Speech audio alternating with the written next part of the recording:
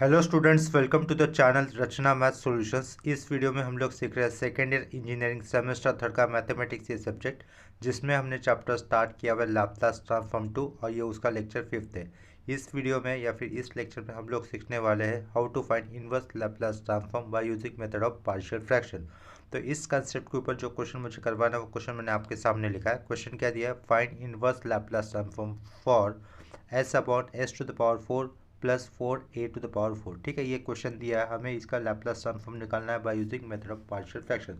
तो सबसे पहले इस क्वेश्चन को हम लोग उसके मैथमेटिकल फॉर्म में लिखेंगे, that is to find inverse Laplace. उसको मैथमेटिकल एक्सप्रेशन में इस तरीके से लिखा जाएगा और फंक्शन को ब्रैकेट में लिखेंगे, that is S upon S to the power 4 plus 4 a to the power 4।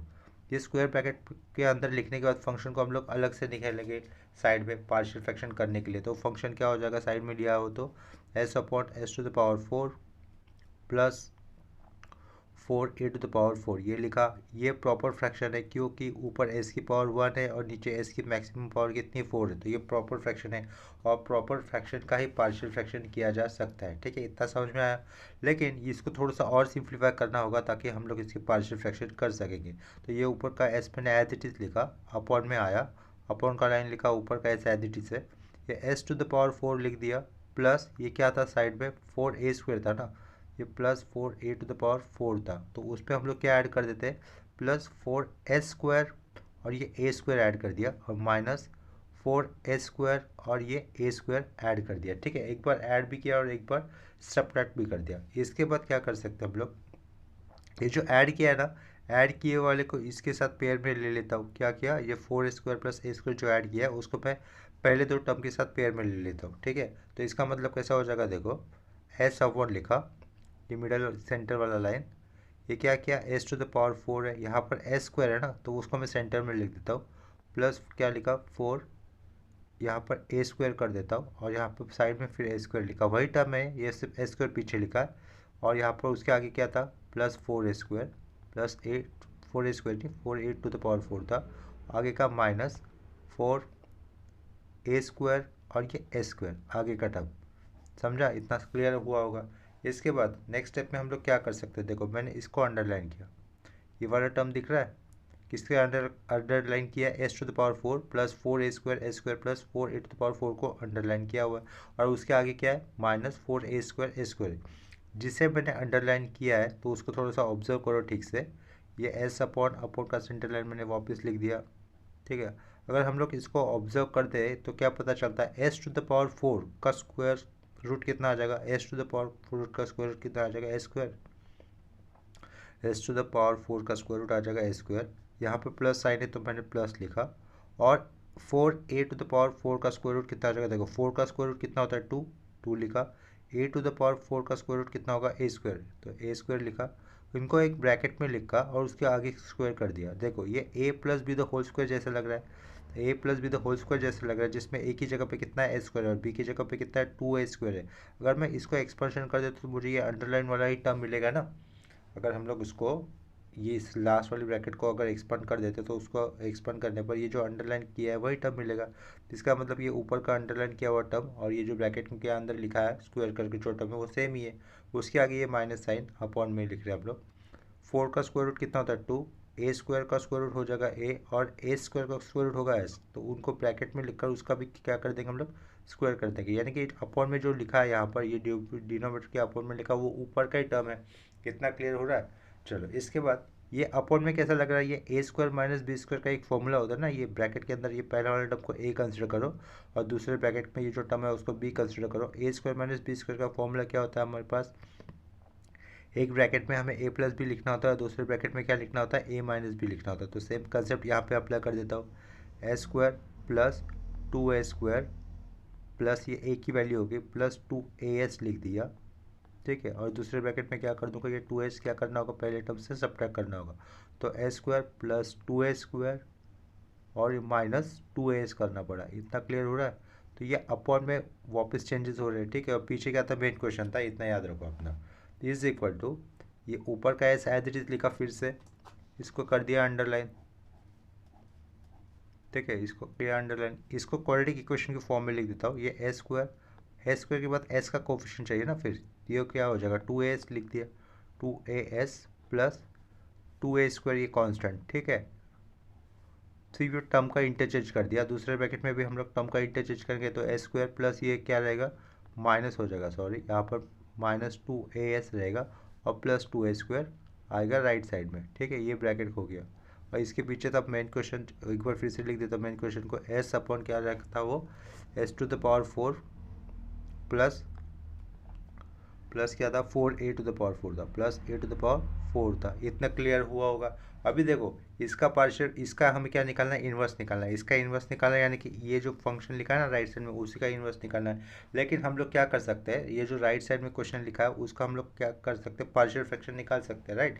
तो यही क्वेश्चन में आकर फिर से लिख देता हूँ नीचे, एस अपॉन क्या लिखा, एस अपॉन ये दो ब्रैकेट लिखने मुझे as it is s² plus 2as plus 2a square, ठीक है, इतना लिखा। अपॉन में दूसरा ब्रैकेट लिखूंगा that is s² minus 2as plus 2a square, इतना लिखा मैंने उसको, इज इक्वल टू। अभी देखो यहाँ पर डिनोमिनेटर में ये दो ब्रैकेट दिख रहे हैं ना हमें अलग अलग, क्या इनके फैक्टर निकलते हैं। यहाँ पर ब्रैकेट के अंदर s की पावर कितनी है 2 है, यानी कि ये लीनियर फैक्टर नहीं है। दूसरे ब्रैकेट में भी s की पावर कितनी है 2 है, यानी कि ये दूसरा वाला ब्रैकेट भी लीनियर फैक्टर करना ही है। क्या ये दोनों टर्म अपन में जो फैक्टर्स आए क्या रिपीट हुए, नहीं आए, यानी कि ये कैसे फैक्टर है, नॉन रिपीटेड फैक्टर है और नॉन लीनियर भी है, राइट। क्या लेकिन ये इसके फैक्टर्स निकलते s² plus 2s plus 2a square, क्या ये रिड्यूसिबल है, नहीं। अब क्योंकि s² minus 2s plus 2a square क्या है, ये सिंपली रिड्यूसिबल है, नहीं। तो इसका मतलब ये दोनों फैक्टर कैसे होते हैं, नॉन लीनियर भी है, नॉन रिपीटेड भी है और इरिड्यूसिबल भी है, ठीक है, यानी कि उसके फैक्टर नहीं निकलते। नीचे वाले इक्वेशंस नॉन लीनियर है और इरिड्यूसिबल है, उसके कारण उसके ऊपर दो कांस्टेंट लिखे जाएंगे। वो दो कांस्टेंट इस तरीके से लिख सकते हैं हम लोग, as प्लस बी आएगा, ठीक है, ऊपर क्या लिखा as प्लस बी आएगा और अपन में दोनों में से एक आया हुआ non linear factor that is s² plus 2as plus 2a square रहेगा। और प्लस देकर दूसरे ब्रैकेट पे क्या लिख सकते हैं हम लोग, दूसरा फैक्टर, यानी कि as प्लस बी हो गया। अभी क्या करेंगे हम लोग cs प्लस डी लिखेंगे, अपॉन में क्या लिखा जाएगा दूसरा वाला factor that is s² minus 2as plus 2a square, ऐसा लिखेंगे। इतना क्लियर हो गया। इतना हो जाने के बाद हमें एक इमेजिनरी सर्कल कंसिडर करना होगा, उस इमेजिनरी सर्कल में लेफ्ट साइड का कंप्लीट डिनोमिनेटर पुट करना है। इतना समझ में आया क्या कहा। इस स्टेप के बाद हमें एक इमेजिनरी सर्कल कंसिडर करना होगा और उस इमेजिनरी सर्कल में लेफ्ट साइड का कंप्लीट डिनोमिनेटर हमें प्लेस करना होगा। तो यहाँ पर देखो ये 0 किया सर्कल, ये सर्कल किया और ये सर्कल किया। इस सर्कल में हम लोग लेफ्ट साइड का कंप्लीट डिनोमिनेटर पुट करेंगे। अगर मैं यहाँ पर लेफ्ट साइड का कंप्लीट डिनोमिनेटर पुट कर देता तो वो टर्म कैंसिल हो जाएगा, लेफ्ट साइड में क्या बचेगा, ओनली s बचेगा, ठीक है। तो यहाँ पर नेक्स्ट स्टेप में कर देता हूँ उसको मैं, जो भी आएगा आंसर उसको हम लोग नेक्स्ट स्टेप में लिख दे रहे। तो लेफ्ट साइड में बचेगा ओनली s, तो ये ओनली s लिखा और थोड़ा सा पेज फोल्ड कर देता हूँ। देखो यहाँ पर पीछे क्या रहेगा, ओनली s रहेगा, ये s लिखा is equal to as plus B, ये टर्म है तो उसको पहले लिख देता हूँ as प्लस बी, ये टर्म लिखा। इस टर्म के बाजू में इस सर्कल के अंदर लेफ्ट साइड का कंप्लीट डिनोमिनेटर पुट करने पर s² plus 2s plus 2a square, ये टर्म कैंसिल हो जाएगा। उसके बाजू में क्या रहेगा फिर s² माइनस 2as प्लस क्या रहेगा 2a स्क्वायर रहेगा, ठीक है। प्लस राइट साइड में क्या था cs प्लस डी, ये टर्म भी था ना। इसके साइड में इस सर्कल में लेफ्ट साइड का कंप्लीट डिनोमिनेटर प्लेस करने पर s² minus 2s plus 2a square, ये कैंसिल होकर क्या रहेगा उसके बाजू में s² प्लस 2as रहेगा। क्या रहेगा s² plus 2as plus 2a square, ये टर्म रहेगा, ठीक है। अभी इसको हमें सिंप्लीफाई करना है और इसको सिंप्लीफाई करने पर हमें a b c और d ये जो कांस्टेंट लिए थे उनकी वैल्यूज़ निकालनी है। इतना क्लियर हुआ होगा।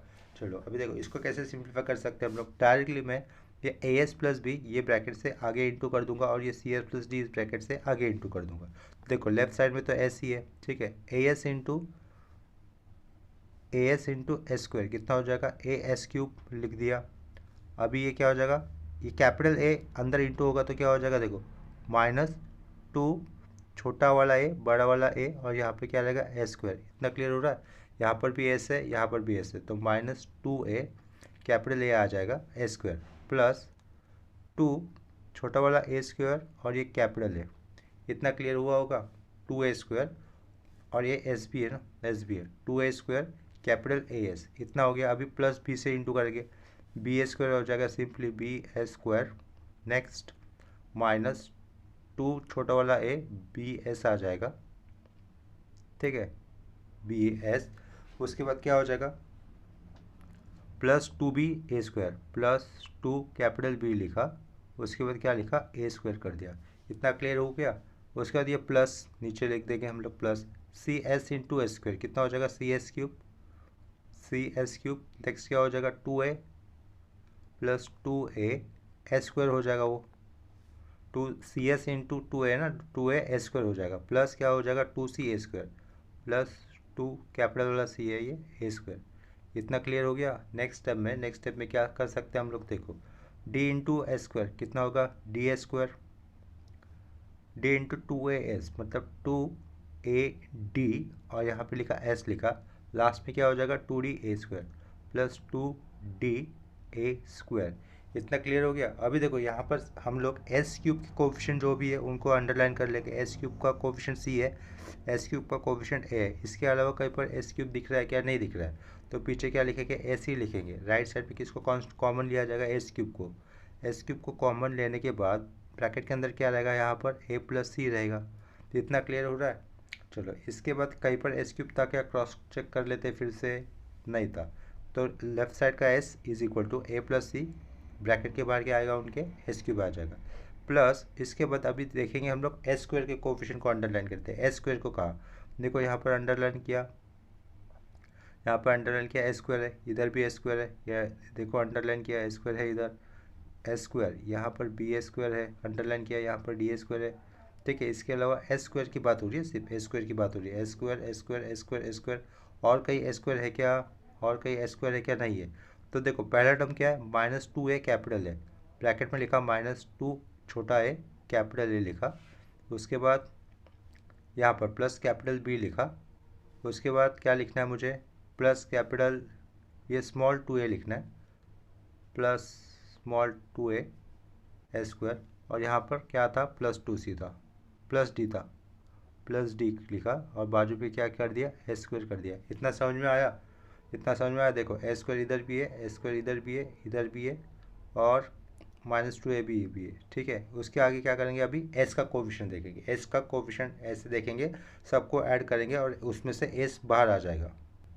s का कोफिशिएंट बाहर लाने से पहले एक छोटा सा करेक्शन होगा, देखो यहाँ पर cs इंटू 2as, क्या कहा cs इंटू 2as, ये क्या हो जाएगा 2ac s² रहेगा ना, तो मैंने यहाँ पर c लिखना रह गया था, 2ac लिख देता हूँ फिर छोटा सा 2ac s², तो यहाँ पर क्या होगा ओनली 2a नहीं रहेगा तो c भी आ जाएगा। इतना क्लियर हो गया, 2ac प्लस s² था ना, तो s² बाहर निकाला तो 2ac रहेगा। इतना क्लियर हो गया। अभी s के बारे में देखते हैं, सिंगल टर्म s का किधर है, सिंगल टर्म s का उसको सर्कल कर देता हूँ, देखिए छोटे से सर्कल कर दिए, सिंगल टर्म s का है, इधर भी सिंगल टर्म s का है, सर्कल कर दिया। उसके बाद सिंगल टर्म s का किधर है, ये देखो इधर है, सर्कल कर दिया। इसके बाद सिंगल टर्म s का किधर है, कितने टर्म पे हो रहा है, एक, ये दो, ये तीन, ठीक है, इतने टर्म पे हो रहा है सिंगल s का टर्म।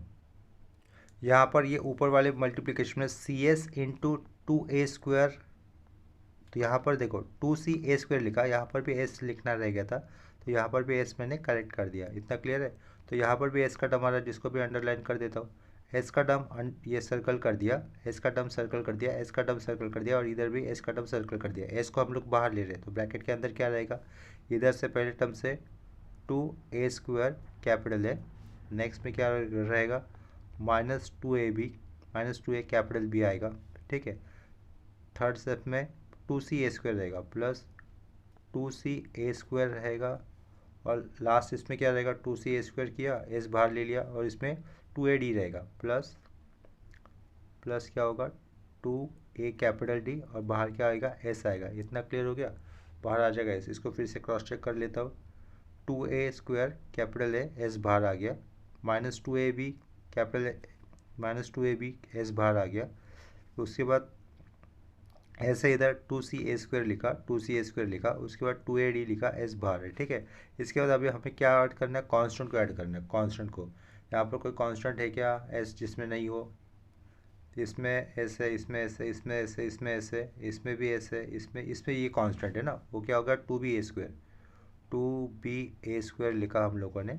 नेक्स्ट टर्म में इसमें ऐसे एस है, इसमें a² है, इसमें भी एस है सिंगल टाइम्स प्लस d² हो गया, इसमें भी एस है, लास्ट में क्या होगा प्लस 2d² प्लस क्या लिखा हमने 2d² लिख दिया। ठीक है, ये है हमारा लास्ट में जो लिखा हुआ है ना, ये अंडरलाइन किया हुआ ना कर्ली लाइन से, वो है हमारा कांस्टेंट। अभी हम लोग इक्वेशन को कंपेयर करेंगे। लेफ्ट साइड में s³ का कोफिशिएंट है या नहीं, लेफ्ट साइड में s³ का कोफिशिएंट नहीं है, लेकिन राइट साइड में s³ कोफिशिएंट है, दैट इज a+c। इसका मतलब क्या होगा, बाय कंपेयर करने पर मुझे a+c की वैल्यू कितनी मिलेगी, 0 मिलेगी। अगर a+c की वैल्यू 0 है तो इसका मतलब a का वैल्यू कितना हो जाएगा, -c हो जाएगा। इतना क्लियर हो गया। उसके बाद हम लोग क्या कर सकते हैं, s² का कोफिशिएंट भी है क्या लेफ्ट साइड में, s² का कोफिशिएंट नहीं है लेफ्ट साइड में, इसका मतलब क्या हो जाएगा, राइट साइड में तो s² का कोफिशिएंट है, इसका मतलब हमें क्या ले रहा है -2a प्लस कैपिटल है प्लस कैपिटल b प्लस ये क्या लिखा 2ac लिखा, कैपिटल C था वो, और ये प्लस d लिखा, इसकी भी वैल्यू कितनी हो जाएगी, 0 हो जाएगी। ठीक है, ये एक इक्वेशन हमें मिला है। इसके बाद लेफ्ट साइड में s का कोफिशिएंट कितना है, क्या कहा, लेफ्ट साइड में s का कोफिशिएंट कितना है, कुछ नहीं है, कुछ नहीं, यानी कि यहाँ पे 1 है। ठीक है, राइट साइड में s का कोफिशिएंट क्या दिया है, 2a² कैपिटल है -2a capital b plus 2ca² plus 2ad है। ठीक है, तो हम लोग उसको 1 पुट कर देंगे, ये लिखा 2a² ए लिखा -2ab लिख दिया। ठीक है, प्लस क्या किया 2c² करा प्लस 2ad लिख दिया, इज इक्वल टू कितना है वो 1 है। इतना समझ में आ रहा है। अभी देखो, ये s² का कोफिशिएंट ये वाला इक्वेशन है, ये s का कोफिशिएंट उसके नीचे लिखा हुआ इक्वेशन है। अभी कांस्टेंट लेफ्ट साइड में कोई कांस्टेंट है ही नहीं, और राइट साइड में तो कांस्टेंट है 2b² प्लस 2d²।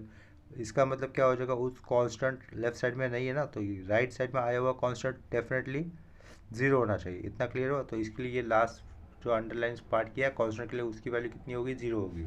अभी इस इक्वेशन को अगर हम लोग ऑब्जर्व करते हैं तो क्या पता चल जाएगा, अगर इस इक्वेशन को मैं थ्रू आउट 2a² से डिवाइड करूंगा तो क्या मिल जाएगा मुझे,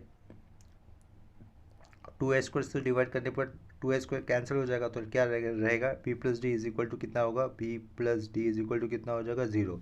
इसका मतलब b की वैल्यू कितनी हो जाएगी, -d हो जाएगी। इतना क्लियर हो रहा है, b is equal to -d और a इज इक्वल टू कितना हो रहा है, -c हो रहा है। तो ये जो वैल्यूज हम लोग, ये जो दो इक्वेशंस मिले ना यहाँ पर, चलिए इसको इक्वेशन 1 कर देता हूँ, इक्वेशन 2 कर देता हूँ, उसमें पुट कर देते हैं। ठीक है, समझ में आ रहा है।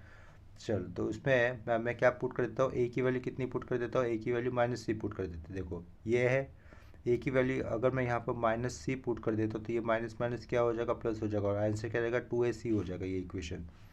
ठीक है, ये इक्वेशन क्या होगा 2ac हो जाएगा। बी की जगह पे b+d, देखो ये b+d कितना मिला है ना यहाँ पर, कितना मिला b+d, 0 मिला, तो यहाँ पर मैं b और d की वैल्यू डायरेक्टली 0 कर देता हूँ। पीछे कितना आया, ये 2ac आया, तो यहाँ पर भी आगे का ये 2ac है, 2ac है, इज इक्वल टू कितना है, 0। तो ये कितना हो रहा है, ये 2ac प्लस 2ac 4ac हो गया ना, ये 4ac हो गया, इक्वल टू कितना हो गया, 0 हो गया। ठीक है, हमें यहाँ से किसकी वैल्यू निकालनी है, c इस कांस्टेंट की वैल्यू निकालनी है। ठीक है, तो ये c कांस्टेंट की वैल्यू कितनी हो जाएगी, 0 हो जाएगी। अगर c कांस्टेंट 0 हो जाता है तो इसका मतलब a कांस्टेंट की भी वैल्यू कितनी हो जाएगी, 0 हो जाएगी। कैसे वो बता, तो देखो ये वाले इक्वेशन में, ये जो नंबर 1 किया है ना, इस इक्वेशन में b+d भी आया हुआ है ना कहीं, और b+d की वैल्यू यहाँ पर मुझे कांस्टेंट की value 2b² plus 2d² is equal to 0, इस इक्वेशन को 2a² से डिवाइड करने पर क्या मिला था, b+d इक्वल टू 0 मिला था। ये जो b+d इक्वल टू 0 मिला है वो मैंने इस इक्वेशन में पुट किया, 1 इक्वेशन में b+d 0, और ये a की जगह पे कितना पुट किया मैंने, -c। तो a की जगह पे -c आएगा तो ये क्या हो जाएगा, माइनस माइनस प्लस 2ac रहेगा, यहाँ से 2ac और ये प्लस 2ac कितना हो जाएगा, 4ac is equal to 0। c constant निकालना है तो c इज इक्वल टू 0/4 है, तो c कितना मिलेगा, 0 मिलेगा। तो c कितना मिला हमें, देयरफॉर इसके आगे लिख सकता हूँ मैं, c इज इक्वल टू कितना मिला हमें, 0 मिला। अगर c 0 है तो a भी कितना हो जाएगा, a भी 0 हो जाएगा, therefore a is equal to 0। तो a और c की वैल्यू तो हमें आ गई, अभी किसकी वैल्यू निकालनी है, b और d की निकालनी है। ठीक है, तो b और d की वैल्यू कैसे निकाल सकते हैं, ये वाला इक्वेशन, ये वाला equation b is equal to कितना है, -d है। ये वाले इक्वेशन में देखो a की वैल्यू 0 है तो ये चला जाएगा, c की वैल्यू 0 है तो ये भी चला जाएगा। तो क्या रहेगा, सिर्फ हमारे पास -2ab प्लस 2ad रहेगा। क्या रहेगा, -2ab प्लस 2ad रहेगा। इज इक्वल टू कितना होगा 1 होगा। तो वो इक्वेशन में साइड में लिख देता हूँ मैं। देखो इस पेज पे कर देता हूँ। बचा क्या हमारे पास, -2ab बचा +2ad बचा is equal to 1।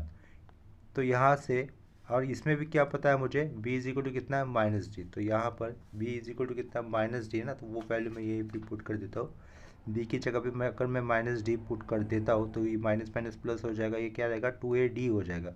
2ad + 2ad is equal to 1, यानी कि कितना हो जाएगा 4ad इज इक्वल टू कितना हो जाएगा 1 हो जाएगा। यानी कि d की वैल्यू कितनी हो रही है यहाँ पर 1/4a इतनी हो रही है।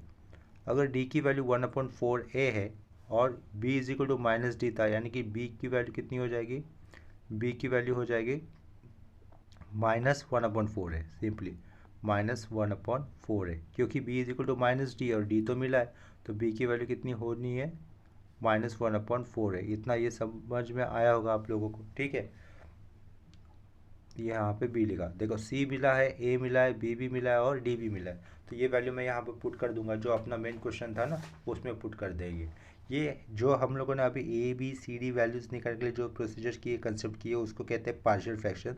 तो पार्शियल फ्रैक्शन मैंने अलग से आपको उसका लेक्चर्स यहाँ पे अपलोड किया हुआ है, उसकी लिंक मैं यहाँ पे डिस्क्रिप्शन बॉक्स में दे दूँगा। तो वहाँ से आप उसको क्रॉस चेक कर सकते हो कि पार्शियल फ्रैक्शन की केसेस क्या होती है और उसको किस तरीके से करते हैं, ठीक है। तो अभी के केस में हमें जो A B C D constant की वैल्यूज़ आई है उनको मुझे प्लेस करना है। लेफ्ट साइड का क्वेश्चन देखो, लेफ्ट साइड में ये क्वेश्चन है ना, इसका इस क्वेश्चन का ही मतलब क्या हो रहा है, ऊपर ये जो लिखा है वो, तो लेफ्ट साइड में डायरेक्टली मैं एक्चुअल क्वेश्चन लिख देता हूँ, दैट इज s/4 + 4 और a⁴ लिख दिया, ठीक है। तो देखो ये मेन क्वेश्चन के लिए सब्स्टिट्यूशन पार्ट ये था, और इसका ही हम लोगों ने पार्शियल फ्रैक्शन किया ना, जिसमें ए बी सी डी की वैल्यू अभी हम लोग पुट करेंगे। ए कितना आया था 0 आया था, मतलब ये नहीं लिखना है। बी कितना आया था, बी की वैल्यू कितनी आई थी चेक कर लेते हो। देखो बी की वैल्यू कितनी आई थी -1/4 है, तो ये बी की जगह पे लिखा मैंने -1 कितना लिखा 4a लिखा अपॉन में। उसका इक्वेशन क्या है, a² + 2as + 2a² है ना, तो वो लिख दूंगा a² + 2as + 2a², ठीक है। ब्रैकेट में लिखा, प्लस डाला, d की वैल्यू, c तो 0 था ना, d की वैल्यू कितनी पुट करेंगे हम लोग 1/4 है, 1/4 पुट कर दिया। अपॉन में उसका इक्वेशन क्या आ रहा है, a² - 2as + 2a², ठीक है। इतना क्लियर हो गया। इसके नेक्स्ट वाले स्टेप में हम लोग क्या कर सकते हैं, इन्वर्स लैप्लास ट्रांसफॉर्म ये स्टेप अप्लाई कर सकते हैं। लेकिन उसके पहले बिफोर दैट हम लोग क्या करेंगे, ये जो क्वाड्रेटिक इक्वेशन दिख रहा है ना, a² + 2as + 2a², यहाँ पर दूसरा जो क्वाड्रेटिक इक्वेशन दिख रहा है a² - 2as + 2a², हम लोग इस इक्वेशन को उसके परफेक्ट स्क्वायर के फॉर्म में लिखेंगे। किस में लिखेंगे, परफेक्ट स्क्वायर के फॉर्म में लिखेंगे। देखो यहाँ पर डिनोमिनेटर वाले में इक्वेशन क्या दिया है, a² + 2as + 2a² दिया है ना, तो अगर मुझे इसका परफेक्ट स्क्वायर करना है तो यहाँ पर a² के बाद क्या आता है, ये क्वाड्रेटिक इक्वेशन है, ax² + bx + c इस फॉर्म का, c की वैल्यू 2a² हो रही है, तो यहाँ पर ax² + bx, यानी कि x का कोफिशिएंट कितना हो रहा है यहाँ पर 2a हो रहा है।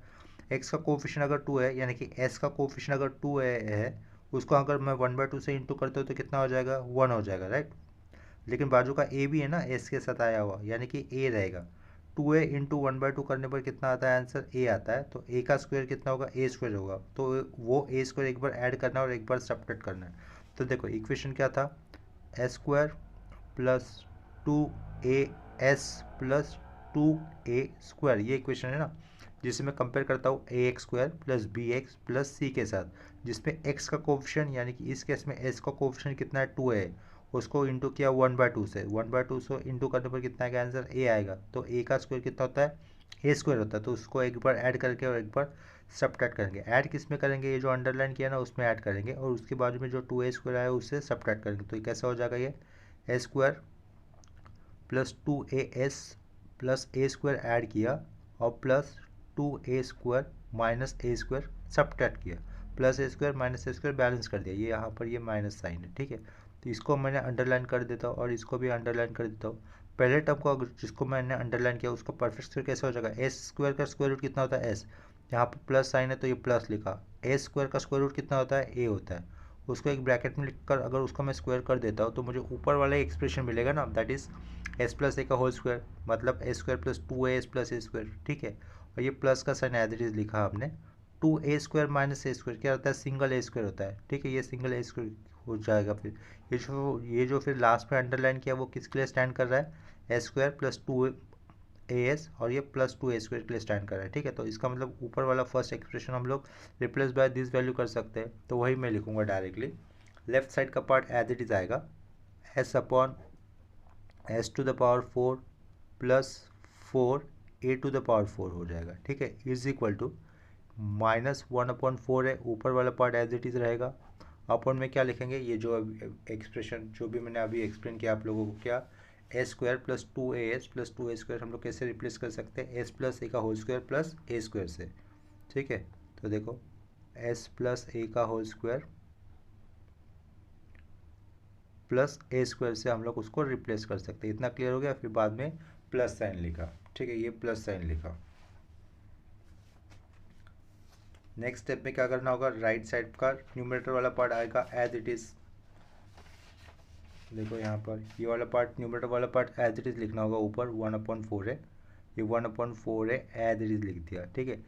नीचे क्या है, a² minus 2as plus 2a² है ना, ये भी एक क्वाड्रेटिक इक्वेशन है, उसको भी मैं अगर परफेक्ट फॉर्म में लिखता होता है कि मुझे कैसा लिखना होगा, देखो ये क्या लिखा, a² minus 2as plus 2a²।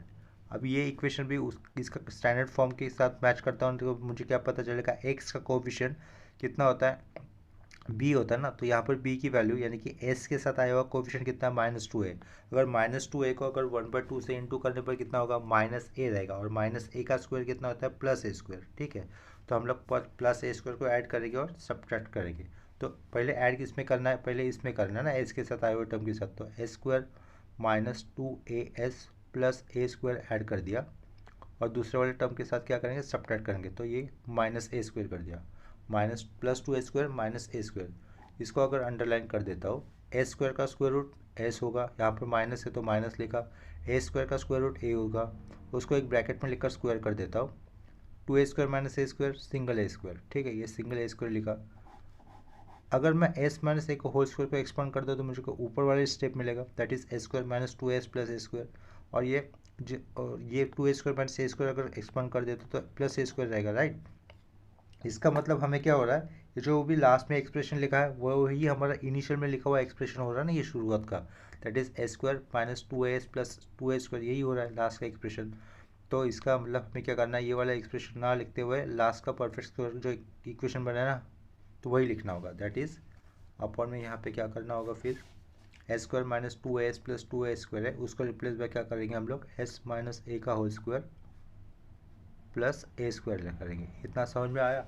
अब ये जो भी लास्ट में स्टेप लिखा है हम लोगों ने, ये जो भी लास्ट में स्टेप लिखा है, इसका इन्वर्स लैप्लास निकालना था। अगर इसका इन्वर्स लैप्लास निकालना है मतलब ही उसके राइट साइड में जो उसका इक्विवेलेंट पार्ट आया उसके लिए इन्वर्स लैप्लास ट्रांसफॉर्म लेना है। तो इसके बाद हम लोग क्या लिख सकते हैं, taking inverse Laplace transform to both side. देखो taking inverse Laplace transform to both side ये स्टेप आ जाएगी, ठीक है। मतलब इसके बाद इन्वर्स लैप्लास ट्रांसफॉर्म लिया जाएगा बोथ साइड। तो यहाँ पर इन्वर्स लैप्लास फॉर फंक्शन क्या है, s upon s⁴ plus 4a², s upon s⁴ plus 4a⁴ रहेगा, bracket close, is equal to, ये -1/4 एक कांस्टेंट है तो कांस्टेंट में पीछे ले लेता हूँ, पहले लेफ्ट साइड में ले लेता हूँ, और inverse Laplace for which function, inverse Laplace for 1/s plus a का होल स्क्वायर प्लस a², ठीक है, ब्रैकेट क्लोज, प्लस यहाँ से 1/4 भी कांस्टेंट है, बाहर आ जाएगा, 1/4 बाहर आ जाएगा, inverse Laplace for which function 1/s minus a का whole square, s minus a का होल स्क्वायर प्लस a² रहेगा, प्लस a² होगा, और यहाँ पर ये स्क्वायर ब्रैकेट क्लोज, ठीक है। नेक्स्ट स्टेप में क्या कर सकते हैं हम लोग, देखो s के साथ प्लस a आया ना, तो पहले उसको एडजस्ट करना होगा, तो लेफ्ट साइड का ये -1/4 एज इट इज़ लिख दिया।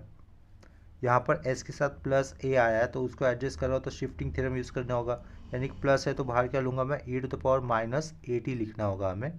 और इन्वर्स लैप्लास फॉर किसके लिए स्टैंड करेगा, प्लस a को बैलेंस किया तो बचा क्या, 1/a² प्लस ए स्क्वायर इतना बचा। सेम कंसेप्ट मुझे राइट साइड में अप्लाई करनी है। ये 1/4 एज इट इज लिखा, एस के साथ माइनस ए आया, अगर उसको एडजस्ट करें बैलेंस करें तो ये कैसे लिखेंगे हम लोग, ई टू द पावर प्लस 80 लिखना होगा। इन्वर्स लैप्लास किसके लिए स्टैंड करेगा, 1/ए स्क्वायर प्लस ए स्क्वायर के लिए स्टैंड करेगा, और ये स्क्वायर ब्रैकेट क्लोज कर दिया। इतना क्लियर हो गया। तो इसके बाद नेक्स्ट स्टेप में क्या करेंगे, ये तो स्टैंडर्ड फॉर्मूले आ गए इन्वर्स लैप्लास फंक्शन के, ये स्टैंडर्ड फॉर्मूले आ गए। तो पीछे क्या रहेगा, देखो -1/4a रहेगा, ये लिख दिया, dot E to the power -80 लिखा। इसका फॉर्मूला क्या हो जाएगा, 1/a sin 80, ठीक है, plus 1/4a as it is लिख दिया, dot E to the power 80 लिखा हमने। Inverse Laplace for 1/a square plus A square, same formula 1/a क्या हो जाएगा sin 80, sin 80 इतना लिखा। राइट साइड में अभी ये इक्वल टू के राइट साइड में कॉमन किसको बाहर ले सकते हैं हम लोग, यहाँ पर 4a स्क्वायर इंटू ये 4a स्क्वायर हो जाएगा ना डिनोमिनेटर, तो 1/4 स्क्वायर बाहर ले लेता हूँ और ये sin 80 भी बाहर आ जाएगा। यानी कि देखो sin 80 अपॉन 4a स्क्वायर बाहर लिया, ठीक है, तो 4a स्क्वायर बाहर लिया। ये तो माइनस टर्म है, तो माइनस टर्म पहला नहीं लिखेंगे, माइनस वाला टर्म बाद में लिखेंगे, तो पहले प्लस वाला टर्म लिख देते, तो that is E to the power 80 रहेगा, minus E to the power क्या हो जाएगा, -80 हो जाएगा। ये इतना क्लियर हो गया। चलो इसके बाद क्या कर सकते हो, देखो ये जो एक्सपोनेंशियल फॉर्म दिख रहा है मेरे को, ये E to the power 80 minus E to the power -80 exponential form है। ये इसके नीचे हम लोग 2 अप्लाई कर देंगे, बाहर 4 है ना, तो बाहर 2 लिख देता हूँ और एक 2 सेपरेट आउट करके इसके डिनोमिनेटर में लिख देता हूँ ब्रैकेट के नीचे। यानी कि देखो नेक्स्ट स्टेप इस तरीके से हो जाएगा, sin 80 लिखा, बाहर 4a स्क्वायर था उसके बदले में यहाँ पर 2a स्क्वायर लिखा, तो एक 2 कहाँ पे अप्लाई कर देते हैं, E to the power 80 minus E to the power -80 के नीचे अप्लाई कर देते हैं, ठीक है, एक वाला 2 ले लिया। तो ये जो ब्राउन ब्रैकेट के अंदर लिखा है वो क्या हो गया, यूलर फॉर्म हो गया, किसके लिए, हाइपरबोलिक साइन फंक्शन के लिए। यानी कि नेक्स्ट स्टेप में कैसे लिख सकते हैं हम लोग, sin 80 अपॉन 2a स्क्वायर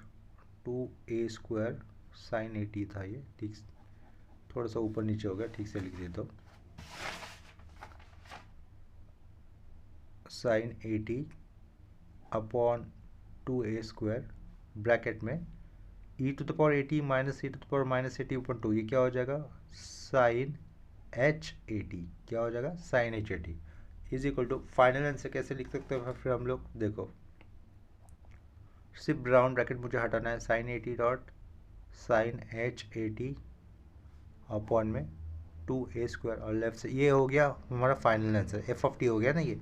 और उसका इन्वर्स लैप्लास क्या दिया था, इन्वर्स लैप्लास मेन क्वेश्चन क्या था, s upon s to the power 4 plus 4a to the power 4, ये था हमारा मेन क्वेश्चन। इतना समझ में आ गया, ठीक है।